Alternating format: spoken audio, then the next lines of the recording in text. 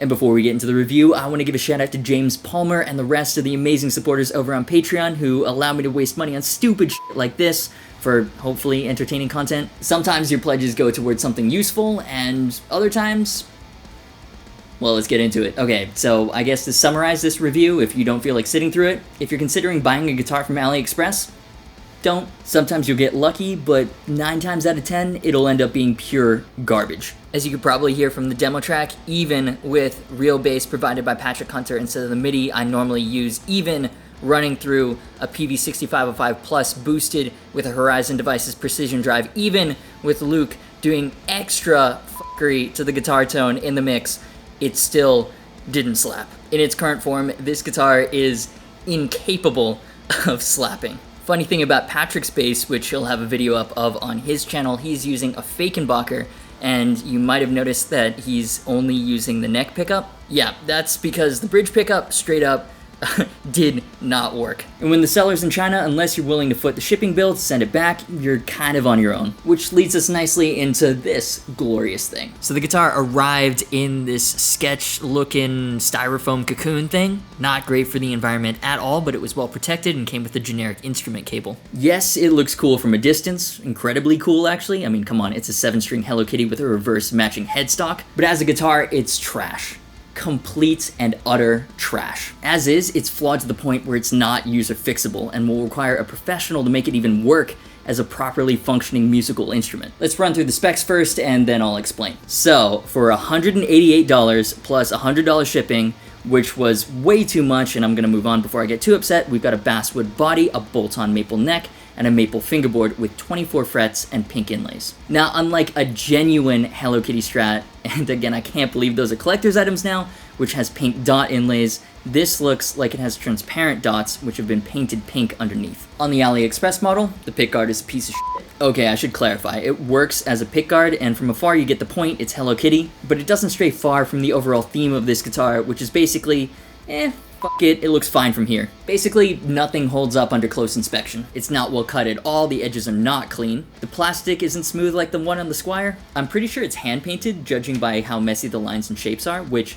fair play, if I had hand-painted it, it would look like absolute garbage. It wouldn't even resemble a cat, let alone a recognizable cartoon. But clean, this is absolutely not. The back logo actually looks identical to the original and screen printed, so I'm not sure why they didn't do that for the pickguard as well, but I mean, it's a fake Hello Kitty guitar, I'm not upset about it. Now, what's fun, and let's be honest, incredibly tempting about AliExpress sellers is that aesthetically, they can customize just about anything. I assumed this build would be a little derpy, and so I had Juani Mueller, who did the channel art and merch designs, make a custom logo inspired by Squire Showmasters. I sent images about how I wanted it to appear, but the workshop made it too small and didn't want to fix it. Still looks fine, so whatever. Then the neck plate is actually engraved with the little mola mola that I like to use, and that's actually pretty awesome. It's not particularly high quality metal, it already arrived dinged and scratched, and the depth of the engraving is only about a third of the one on even my Squire Bullet Strat. But, I mean, it's my mola mola engraved on a neck plate. That's so cool. In terms of features, what you see is what you get. It's a 7-string version of a genuine Hello Kitty Strat. 7 non-locking tuners, fixed low-profile bridge. The only differences are this one has black hardware and a hipshot style bridge with sidewalls. Now this one also doesn't have string trees, which turns out to be a huge problem because A, the tuners aren't staggered, so on the reverse headstock there's a massive distance from the nut to the low B tuner, meaning the angle is super shallow. This wouldn't be as big a problem if there was a headstock angle, but there's not. This is then compounded by B, the nut, which is made from some unusually cheap feeling plastic and is horrendously cut. The strings are mobile in the worst kind of way. Instead of smooth sideways action across the nut for tuning stability, they get stuck. But they do move up and down, especially on the G string, which, I mean, if you've got eyes, I'm sure you can spot the problem, and also on the low B, which is cut too shallow. So the string seems more comfortable outside the notch than in.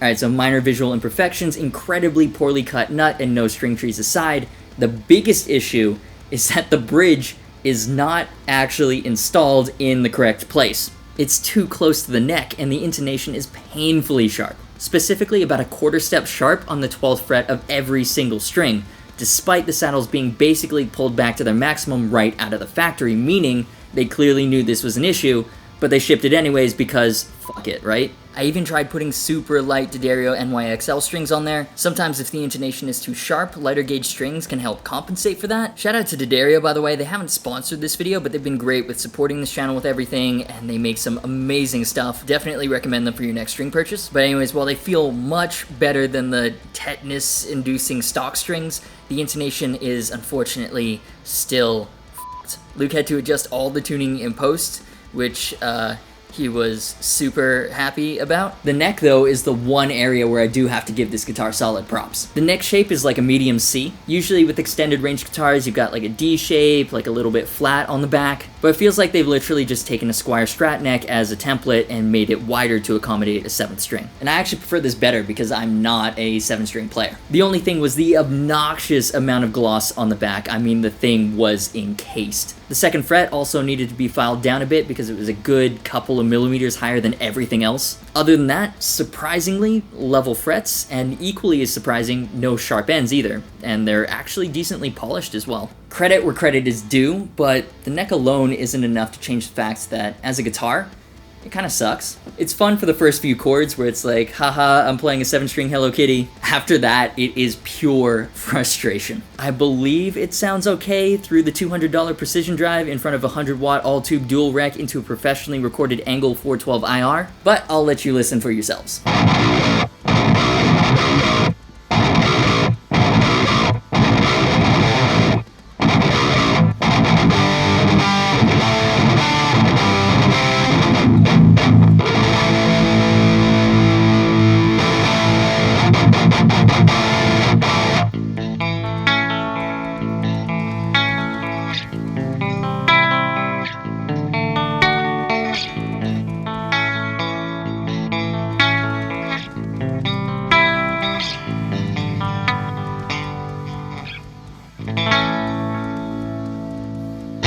I mean, it doesn't sound great, but I can't tell whether that's because of the cheap humbucker or the fact that nothing is properly insulated. It's just kind of dull and uninspiring. It's not super tight for detuned riffage, and it's not warm either. Even through this rig, it's just kind of blah. So yeah, this is a testament to why you shouldn't buy a guitar off of AliExpress. It looks cool from that side of the camera, but that's about it. It might seem like you're getting a great deal, but until you get it in your hands, there's no way to know. Look at this neck pocket gap too. So clean. And when things go wrong, you're completely on your own. A lot of the time, the sellers don't even understand the issues because they aren't guitar players. They're middlemen that contract the cheapest factory to build it. When I informed the seller about the bridge being too close leading to poor intonation, they didn't understand it at all. Predictably, they took absolutely no responsibility. They told me the issue was, quote, too hard to believe, and that was that. I mean, I grew up in China, I know what the deal is. I bought this because, one, I get a lot of questions about, should I buy a guitar off of AliExpress? It looks too good to be true. I think we answered that. And two, yes, it's a complete piece of shit now, but how cool is a 7-string reverse headstock Hello Kitty guitar gonna be when I dump $600